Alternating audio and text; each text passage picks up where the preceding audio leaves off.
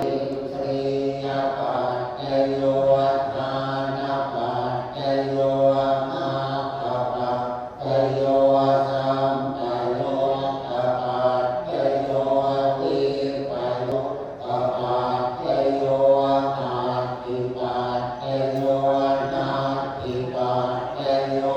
วิจตปัจจโยอวิปตปัจจโย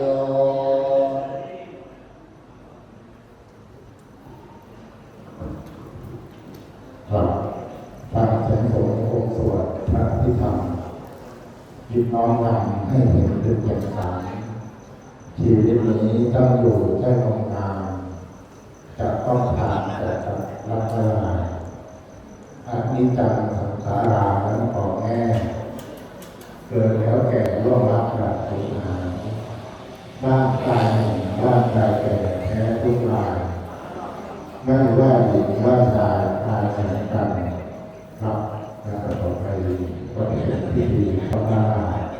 ขอบคุณให้กับคุณแม่วรภา